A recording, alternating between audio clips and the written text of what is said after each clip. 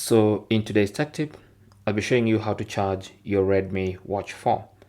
Now this is very simple. All you need to use is this charging cable that comes in the box of your watch. Now it has a full-size USB connector on one side, and then you have these magnetic pins on the other side. So this side of the cable goes into any power source. It could be a power brick, it could be a laptop, it could be anywhere that produces power. Just go ahead and plug that in.